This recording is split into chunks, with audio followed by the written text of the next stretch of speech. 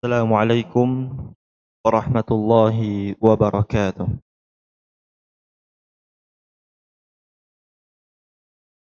Innal hamdalillah nahmaduhu wa nasta'inuhu wa nastaghfiruh wa na'udzu billahi min shururi anfusina wa sayyiati a'malina may yahdihillahu fala mudilla lahu wa may yudlil fala hadiya lahu. Wa asyhadu an la ilaha illallah wahdahu la syarika lahu wa asyhadu anna Muhammadan 'abduhu wa rasuluh la nabiyya wa rasula ba'da. Allahumma salli wa sallim wa barik ala nabiyyina Muhammadin wa ala alihi wa sahbihi ajma'in. Allahumma 'allimna ma yanfa'una wa zidna 'ilman wa 'amala. Allahumma inna nas'aluka 'ilman nafi'an wa rizqan thayyiban wa 'amalan mutaqabbala. Allahumma inna na'udzu bika min 'ilmin la yanfa' wa min qalbin la yakhsha' wa min nafsin la tashba' wa min da'watin la yustajabu laha. Allahumma ati nufusana taqwaha wa zakkiha anta khairu man zakkaha anta waliyuha wa maulaha.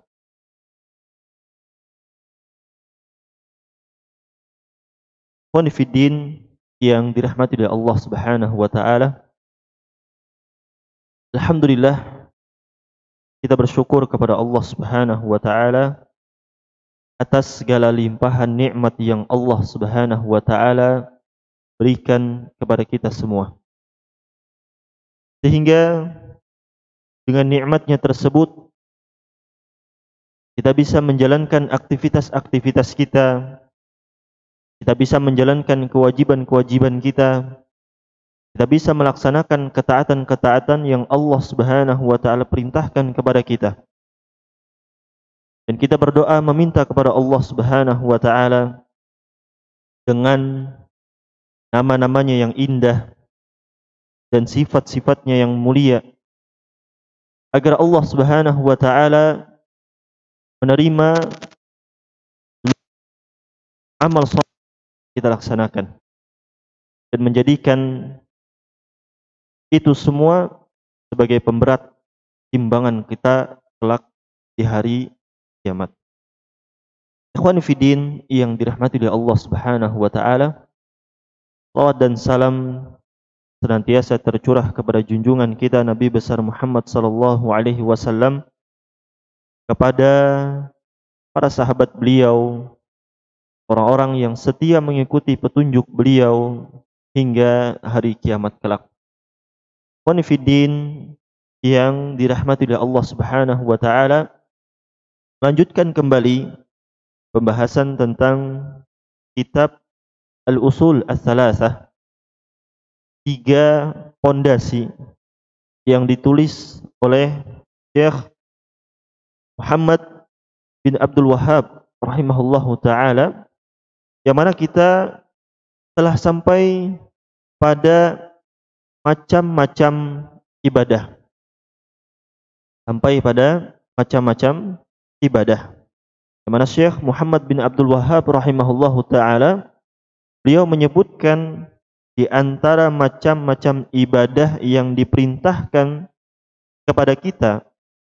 Contohnya kata beliau, al-Islam, kemudian al-Iman, kemudian al-Ihsan, dan di antaranya ada ad-du'a, kemudian al-khauf, ar-raja, tawakal, ar-raghbah, ar-rahbah, khusyu', ya, khasyah, inabah, isti'anah, isti'adah, istighasah, kemudian adzabah, an-nadhar, adzabah artinya menyembelih, an-nadhar, ya, wa ghairu dzalika, dan lain sebagainya dari macam-macam daripada ibadah itu yang Allah Subhanahu wa taala perintahkan. Semuanya itu harus dipersembahkan kepada Allah Subhanahu wa taala. Beliau sebutkan di antara macam-macam contoh ibadah Yang mana macam-macam contoh ibadah ini harus dipersembahkan kepada Allah Subhanahu wa taala. Seseorang yang mempersembahkan kepada selain Allah, tentu dia terjatuh kepada kesyirikan. Wal iyadu billah. Dan di sini kita perlu mengetahui macam-macam ibadah itu. Kalau kita lihat para ulama menjelaskan makna daripada ibadah itu, disebutkan al-ibadatu ismun jami'. Ibadah itu adalah sebuah nama yang mencakup keseluruhan Allah wa yardah, yang dicintai dan diridhoi oleh Allah Subhanahu wa taala, minal aqwal wal af'al adh-dhahirah wal batinah, dari perkataan ataupun perbuatan yang nampak ataupun tidak nampak, yang zahir ataupun yang batin. Ya. Jadi setiap perbuatan, setiap perkataan yang amalan tersebut nampak ataupun tidak nampak, ya, yang nampak ataupun tidak nampak,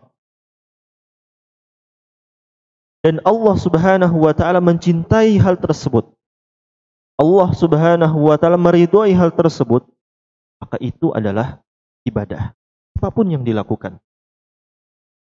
Kalau Allah Subhanahu wa taala meridhoi sesuatu, mencintai sesuatu, maka itu adalah ibadah.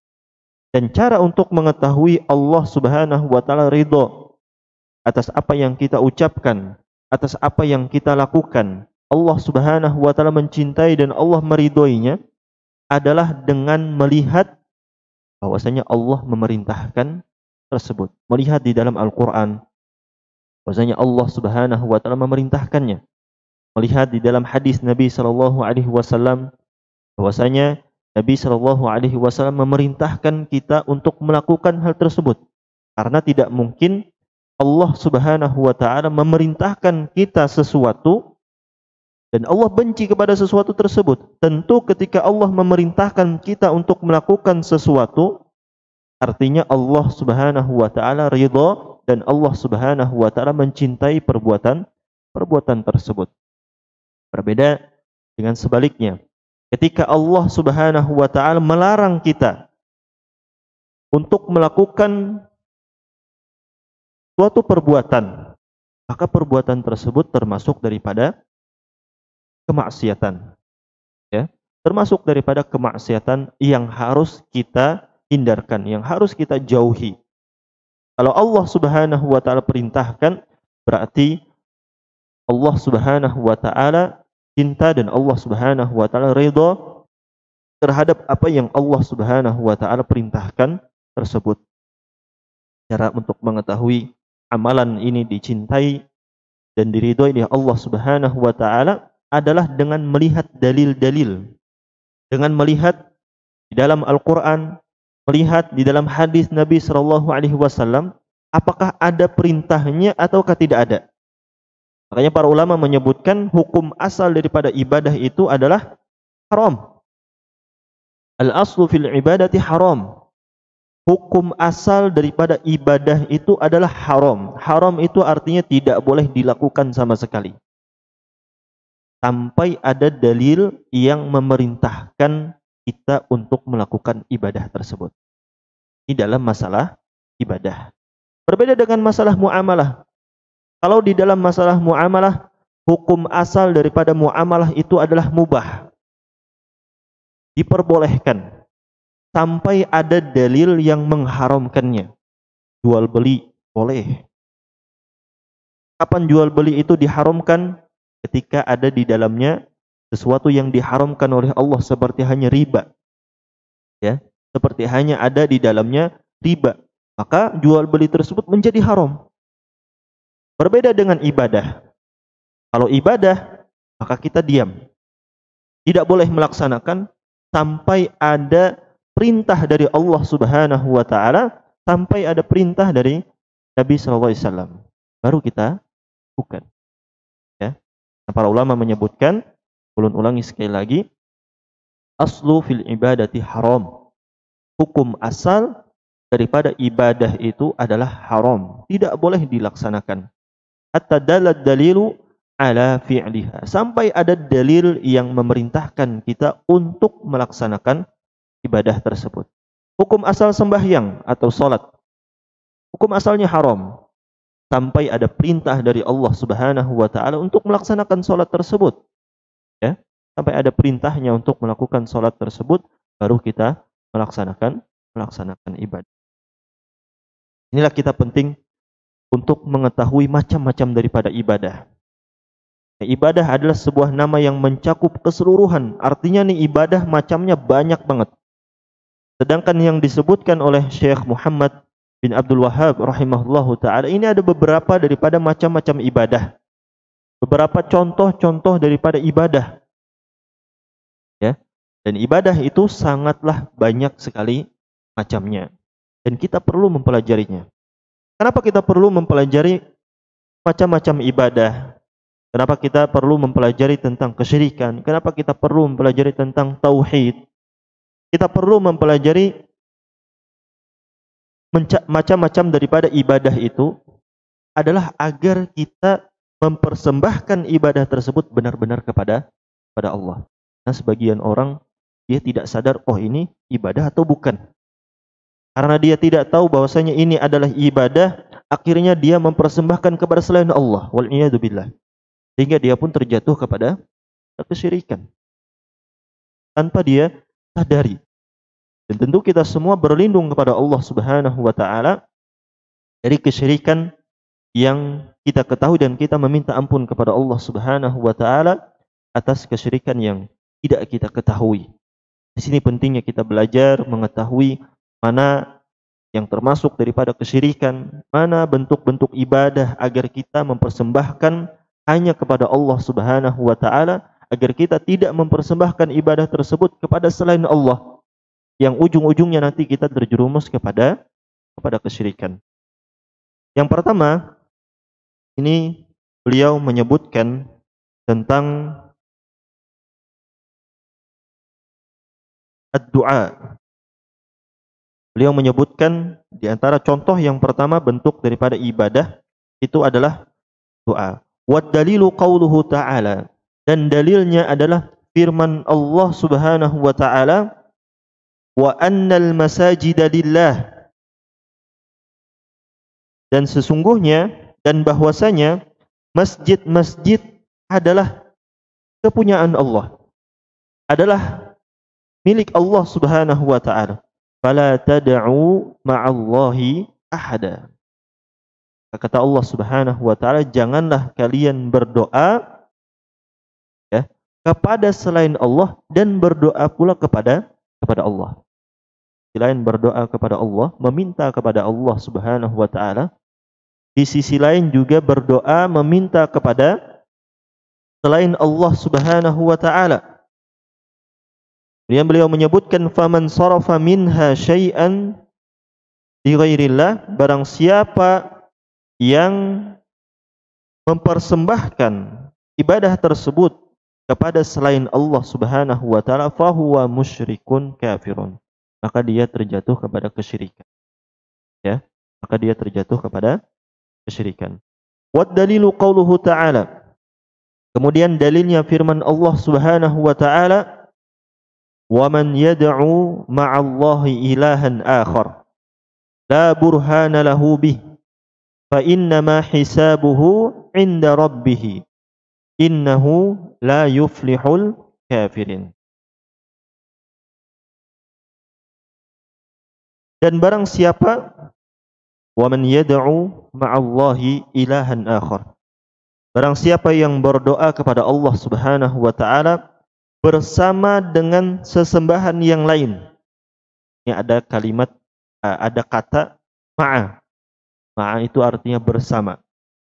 Bersama di sini maksudnya adalah berdoa kepada Allah Subhanahu wa taala, minta sama Allah Subhanahu wa taala, tapi di sisi lain ya, dia juga berdoa meminta kepada selain Allah Subhanahu wa taala. Berdoa kepada Tuhan yang lain, sesembahan yang lain. La burhana lahu bihi, padahal tidak ada suatu dalil pun baginya tentang itu. Tidak ada dalil yang menunjukkan, tidak ada bukti yang menunjukkan bahwasanya itu diperintahkan. Fa innama hisabuhu 'inda rabbih. Kata Allah Subhanahu wa taala, maka sesungguhnya perhitungannya itu di sisi Tuhannya. Di sisi Allah Subhanahu wa taala, innahu la yuflihul kafirin. Sesungguhnya orang-orang kafir itu tidaklah beruntung. Berdoa pada selain Allah Subhanahu wa taala, berdoa kepada Allah, di sisi lain dia berdoa kepada selain Allah, maka ini termasuk bentuk kesyirikan. Ya, termasuk bentuk kesyirikan. Kenapa? Karena doa atau berdoa itu termasuk daripada ibadah. Berdoa adalah ibadah. Ya, berdoa adalah ibadah.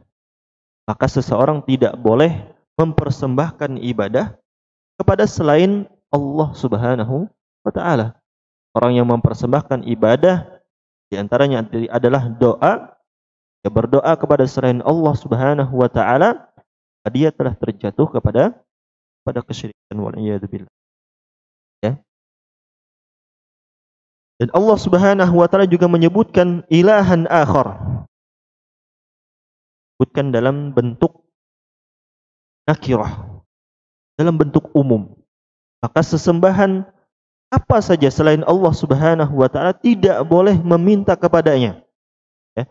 Maka berdoa kepada nabi, berdoa kepada wali, berdoa kepada malaikat, berdoa kepada jin, maka dia telah beribadah kepada sesembahan yang lain. Sesembahan selain Allah Subhanahu wa taala, maka tentu itu adalah kesyirikan. Dan ibadah dan doa ini adalah ibadah yang sangat agung sekali. Ibadah yang sangat agung. Ibadah yang sangat agung. Makanya disebutkan di dalam hadis, ya, wa fil hadisi, beliau melanjutkan, wa fil hadisi ad-du'a'u mukhul ibadah. Doa itu adalah intisari daripada ibadah. Doa itu adalah intisari daripada ibadah. Kalau kita lihat secara derajat hadis, maka hadis ad-du'a mukhul ibadah ini adalah hadis yang lemah. Derajatnya lemah. Akan tetapi hadis ini maknanya sahih. Maknanya benar. Bagaimana disebutkan di dalam hadis yang lain? Ya, di dalam hadis yang lain, hadis yang diriwayatkan oleh Ibnu Majah, Abu Dawud, Tirmidzi, dan dinyatakan sahih oleh Syekh Albani. Kata Nabi SAW, inna du'a wal ibadah. Sesungguhnya doa itu adalah ibadah. Ya. Ini hadis yang sahih, ya, yang diriwayatkan oleh Ibnu Majah, Abu Dawud, dan At-Tirmidzi, dan dinyatakan sahih oleh Syekh Albani rahimahullahu taala. Kemudian beliau menyebutkan firman Allah Subhanahu wa taala, wa qala rabbukum ud'uni innal ladzina yastakbiruna an ibadati sayadkhuluna jahannama dakhirin. Wa qala rabbukum ud'uni, dan Tuhanmu berfirman, Allah Subhanahu wa taala mengatakan, ud'uni astajib lakum. Berdoalah kepadaku, kata Allah Subhanahu wa taala, mintalah kepadaku, astajib lakum, maka pasti niscaya aku akan perkenankan, niscaya aku akan kabulkan. Innal ladzina yastakbiruna an ibadati. Sesungguhnya orang-orang yang sombong terhadap ibadahku, ya, terhadap beribadah kepadaku, sayadkhuluna jahannama dakhirin. Maka dia akan dimasukkan ke dalam neraka Jahannam dalam keadaan hina. Quran surah Al-Ghafir ayat 60. Di sini Allah Subhanahu wa taala sebutkan, Allah perintahkan, ya, ud'uni, berdoalah kepadaku. Mintalah kepada Allah Subhanahu wa taala, pasti Allah Subhanahu wa taala akan kabulkan. Tetapi sebagian orang ada yang bersuudzon kepada Allah Subhanahu wa taala. Dia merasa bahwasanya dirinya adalah orang yang tidak pantas untuk meminta kepada Allah. Sehingga dia menjadikan sesuatu sebagai perantara. Bagian daripada mereka ada yang datang ke kuburan dengan alasan menjadikan kuburan tersebut sebagai wasilah, sebagai perantara. Mereka berdoa di sana, meminta di sana, ya, dengan harapan apa yang mereka minta itu sampai kepada Allah Subhanahu wa taala. Padahal Allah Subhanahu wa taala memerintahkan di dalam ayatnya sangat jelas sekali, "Ud'uni", mintalah kepadaku. Minta sama Allah Subhanahu wa taala langsung. Ya. Minta kepada Allah Subhanahu wa taala, "Astajib lakum". Niscaya aku akan kabulkan, kata Allah Subhanahu wa taala. Dan Allah sebutkan, "Innal ladzina yastakbirun". Sesungguhnya orang-orang yang sombong, orang-orang yang enggan untuk beribadah kepada Allah, orang-orang yang enggan untuk berdoa meminta kepada Allah, yang ia meminta kepada selain Allah Subhanahu wa taala, Allah ancam dengan dimasukkan ke dalam neraka dalam keadaan hina. Sayadkhuluna jahannama dakhirin. Maka dia akan dimasukkan oleh Allah Subhanahu wa taala ke dalam neraka jahanam dalam keadaan hina. Berdoa ini dalil yang menunjukkan bahwasanya berdoa itu adalah ibadah. Mana ibadah tersebut harus dipersembahkan kepada Allah Subhanahu wa taala. Makanya dalam hadis yang lain Allah Subhanahu wa taala menyebutkan, "Malam yas'alillah ghadiballahu alaihi". Orang yang tidak meminta kepada Allah, barang siapa yang tidak meminta kepada Allah, ghadiballahu alaihi, maka Allah Subhanahu wa taala akan murka kepadanya.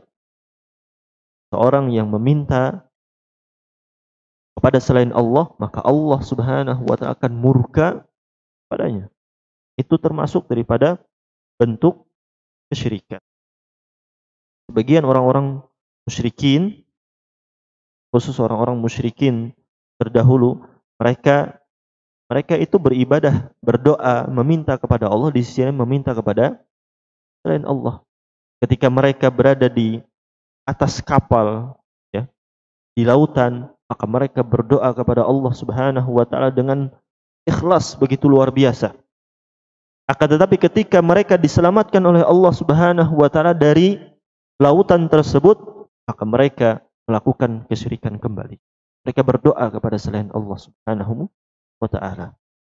Ini doa, bahwa doa itu termasuk daripada ibadah. Kemudian wa dalilul khauf, dalil yang menunjukkan bahwasanya al-khauf itu artinya rasa takut, ya. Al-khauf itu artinya adalah rasa takut, yang menunjukkan bahwasanya rasa takut itu juga termasuk daripada ibadah yang harus dipersembahkan kepada Allah Subhanahu wa taala. Artinya kita harus takut kepada Allah, ya. Kita harusnya takut kepada Allah. Adalah firman Allah Subhanahu wa taala, qauluhu ta'ala, "Fala takhafuhum wa khafuni in kuntum mu'minin". Kata Allah Subhanahu wa taala, maka janganlah kalian takut kepada mereka dan takutlah kepadaku saja jika kalian benar-benar beriman. Quran surah Ali Imran ayat 175. Al-khauf, rasa takut, termasuk daripada ibadah. Harus kita persembahkan kepada Allah Subhanahu wa taala. Al-khauf, rasa takut itu ada dua macam. Ya, rasa takut itu ada dua macam. Yang pertama ada al-khauf at-tabi'i. Takut yang sifatnya itu ada tabiat. Ya, yang sifatnya itu adalah tabiat. Seperti hanya seorang yang takut terhadap hewan-hewan buas misalnya. Kemudian takut dengan ketinggian. Kalau naik ke tempat yang tinggi, maka dia akan merasa ketakutan.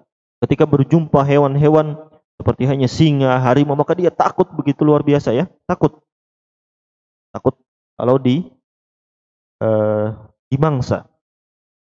Kemudian seorang yang takut ketika melihat benda-benda asing yang mungkin dia tidak pernah melihat, ini dia tidak mau menyentuh, tidak mau mendekati, khawatir, takut. Maka takut al-khauf at-tabi'i, takut yang sifatnya ini adalah tabiat, ini diperbolehkan selama tidak bertentangan dengan syariat. Ya, selama tidak bertentangan dengan syariat. Yang bertentangan dengan syariat itu seperti apa? Seseorang misal takut pergi ke masjid. Takut pergi ke masjid, alasannya apa? Alasannya karena takut dibilang so alim, so ahli ibadah. Maka takut yang seperti ini takut yang tidak dibenarkan. Ya, takut yang tidak dibenarkan. Atau misalkan perempuan takut berhijab, takut menggunakan pakaian yang lengkap, takut dicaci maki orang lain. Ya, oh nanti saya akan dihina, nanti saya akan dicaci maki kalau saya berpakaian seperti ini. Maka takut yang seperti ini adalah takut yang tercela dan takut yang tidak diperbolehkan. Ya, takut yang tabi'i, yang sifatnya itu adalah tabiat, maka itu diperbolehkan selama tidak melanggar syariat. Kemudian takut yang kedua adalah takut yang merupakan ibadah. Takut yang merupakan ibadah. Dan ini kita tidak boleh takut kecuali takut kepada Allah Subhanahu wa taala. Seseorang misal melewati suatu jalan, saya takut melewati jalan tersebut. Kita kalau kada memberi di sana sesuatu, maka nanti ini seperti ini. Kita kalau tidak klakson di tikungan sana, maka nanti kita akan seperti ini, seperti ini. Akan ada sesuatu yang buruk yang akan menimpa kita. Maka ini takut yang tidak diperbolehkan. Dan ini bisa terjatuh kepada kesyirikan. Ya, takut yang di dalamnya itu disertai dengan pengagungan. Takut yang di dalamnya itu disertai dengan pengagungan, ini harus dipersembahkan kepada Allah Subhanahu wa taala semata. Tidak boleh seseorang takut kepada sesuatu, ya, kepada sesuatu yang tidak jelas, kemudian di dalamnya mengandung pengagungan yang begitu luar biasa. Takut misalkan dengan penghuni yang ada di sana, dan penghuninya tidak tahu siapa, ya, maka ini tidak diperbolehkan. Dan dahulu orang-orang musyrikin, ya, mereka itu ketika bepergian ke suatu tempat yang baru, maka mereka merasakan kekhawatiran yang begitu luar biasa. Mereka takut. Sehingga mereka meminta kepada penghuni yang ada untuk menyelamatkan mereka. Ya, untuk menyelamatkan mereka. Yang dilakukan oleh orang-orang ini adalah al-khauf. Bahwasanya rasa takut itu termasuk daripada ibadah yang kita harus takut kepada Allah Subhanahu wa taala.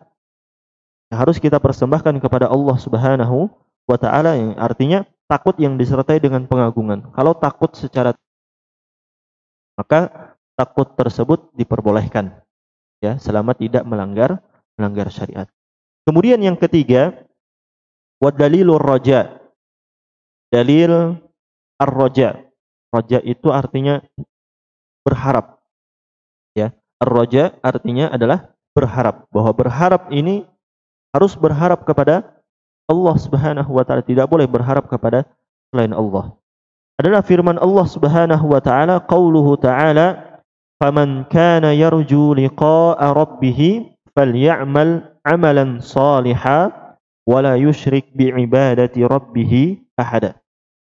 Kata Allah Subhanahu wa taala, maka barang siapa yang mengharapkan pertemuan dengan Tuhannya, dengan Allah Subhanahu wa taala, falyamal amalan salihan, maka hendaknya dia mengerjakan kebajikan-kebajikan, melakukan amal saleh, wala yusyrik bi ibadati rabbih ahada, dan janganlah dia menyekutukan Allah Subhanahu wa taala dengan sesuatu pun dalam beribadah kepada Allah Subhanahu wa taala. Harap, ya. Dan ar-raja itu artinya adalah at-tama'. Ar-raja artinya adalah at-tama'. At-tama' artinya adalah rasa harap yang sangat besar. Seseorang yang berharap dengan harapan yang sangat besar. Ini namanya adalah ar-raja, berharap. Tapi harapannya tersebut ada harapan yang besar. Ya. Orang yang berharap dengan harapan yang sangat besar. Dan ini termasuk daripada ibadah. Ya. Di sini disebutkan dalam ayat faman kana yarju, barang siapa yang berharap, yarju. Dalam ayat ini dimaksudnya adalah berharap bertemu dengan Allah Subhanahu wa taala di surga. Karena memang nikmat yang paling besar di surga Allah Subhanahu wa taala adalah melihat wajah Allah Subhanahu wa taala. Kita memohon kepada Allah Subhanahu wa taala semoga kita semua bisa melihat wajah Allah Subhanahu wa taala di surga kelak. Kemudian yang selanjutnya wadalilu at-tawakkul. Dalil tentang tawakal, bahwa tawakal juga termasuk daripada ibadah yang harus dipersembahkan kepada Allah. Qauluhu ta'ala, firman wa ta'ala, wa 'alallahi fatawakkalu in kuntum mu'minin. Kata Allah Subhanahu wa taala, dan hanya kepada Allah lah kalian bertawakal jikalau kalian beriman. Quran surah Al-Maidah ayat 23. Wa qauluhu, dan juga firman Allah Subhanahu wa taala, wa may yatawakkal 'ala Allahi fahuwa hasbuh. Barang siapa yang bertawakal kepada Allah, maka Allah cukup baginya. Quran surah At-Talaq ayat 3. Tawakal itu harus kepada Allah. Dan arti daripada tawakal itu adalah seseorang yang berikhtiar kemudian dia menyerahkan atau menyandarkan hasil itu kepada Allah Subhanahu wa taala.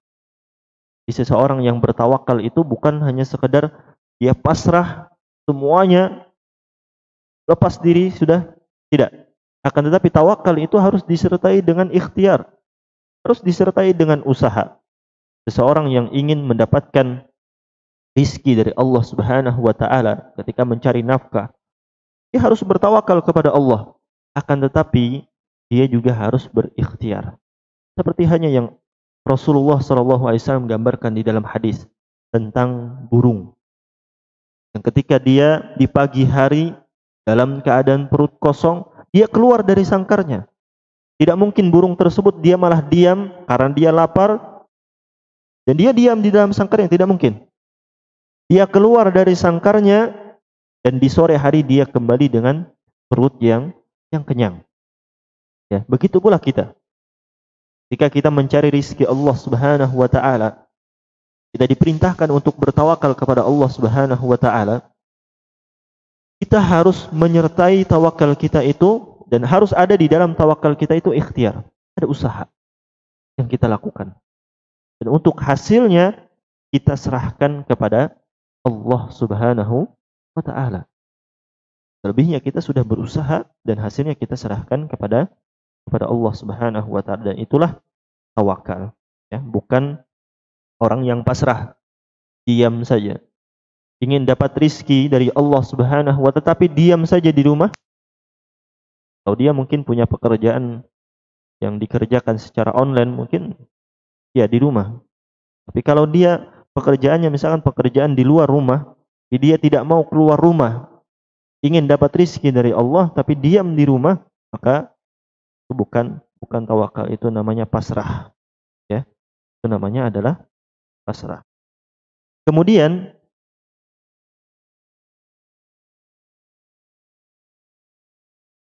wa dalilu raghbah wa rahbah wal khusyu', dalil yang menunjukkan bahwasanya ar-raghbah, kemudian ar-rahbah dan khusyu' itu termasuk daripada ibadah adalah firman Allah Subhanahu wa taala, innahum kanu yusari'una fil khairat wa yad'unana raghaban wa rahaban wa kanu lana khashi'in.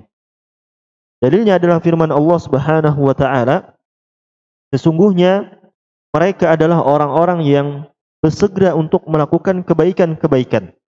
Wa yad'unana, dan mereka berdoa kepada Allah Subhanahu wa taala, berdoa kepada kami, raghaban wa rahaban wa kanu lana khashi'in, dalam keadaan harap, dalam keadaan cemas, dan mereka adalah orang-orang yang khusyuk kepada kami. Nah, ini dalil yang menunjukkan bahwasanya raghbah itu artinya rasa harap. Rasa harap di bawah daripada roja.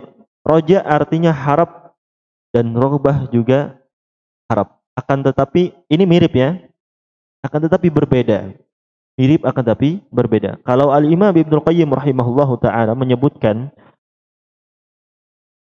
buah daripada ar-raja, rasa harap yang besar, itu adalah ar-raghbah. Buah daripada roja itu adalah raghbah. Karena ini memiliki kemiripan, ya, memiliki kemiripan dan ada perbedaan.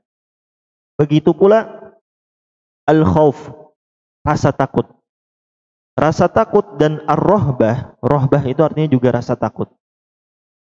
Al-khauf, buah daripada al-khauf itu adalah ar-raghbah. Ya, rasa cemas. Rasa cemas. Wal khusyu', khusyu' itu artinya tenang, ya. Dan itu semua termasuk daripada bentuk-bentuk ibadah, bentuk ibadah yang berkaitan dengan hati. Kemudian wa dalilu khasyah, dalil al-khasyah. Khasyah ini juga termasuk daripada takut. Akan tetapi takut yang disertai dengan ilmu. Rasa takut yang disertai dengan ilmu, maka ini namanya adalah khasyah. Dan ini termasuk daripada ibadah. Fala takhshawhum wakhshawni. Firman Allah Subhanahu wa taala, janganlah takut kepada mereka, tapi takutlah kepadaku, kata Allah Subhanahu wa taala. Ya.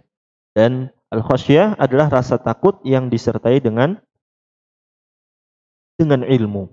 Makanya Allah Subhanahu wa taala mensifati orang-orang yang paling takut kepada Allah Subhanahu wa taala itu adalah orang yang berilmu. Kata Allah Subhanahu wa taala, innama yakhshallah min ibadihi al-ulama. Sesungguhnya orang-orang yang takut kepada Allah Subhanahu wa taala itu adalah orang-orang yang berilmu.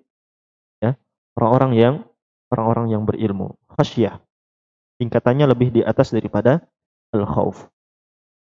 Kemudian wa dalilu al-inabah. Al-inabah itu artinya adalah kembali kepada Allah Subhanahu wa taala.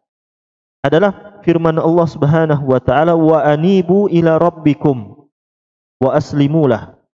Dan kembalilah kalian kepada Rabb kalian, yaitu Allah Subhanahu wa taala, dan berserah dirilah kepada Allah. Quran surah Az-Zumar ayat 54. Kemudian beliau sebutkan lagi wa dalilu al-isti'anah, dalil meminta pertolongan. Pertolongan itu hukum asalnya adalah kepada Allah. Tapi kalau seseorang meminta pertolongan kepada selain Allah, yaitu kepada manusia misalnya, maka ada syarat-syarat. Orang minta kepada manusia, maka manusia tersebut harus hadir. Pertama harus hadir. Artinya manusia ini bukan orang yang mati. Ya. Bukan pula orangnya jauh daripada kita. Artinya orangnya ada di hadapan kita, kemudian dia tidak mati. Ini dia ada. Tidak boleh seseorang meminta pertolongan kepada orang yang sudah mati. Dan yang kedua, orang ini mampu. Tidak boleh kita meminta sesuatu yang manusia tidak mampu melakukannya, kita minta sama manusia. Ya, kita minta kepada manusia, enggak boleh. Dan hukum asal daripada meminta itu adalah kepada Allah. Dan Allah Subhanahu wa taala sebutkan di sini dalilnya,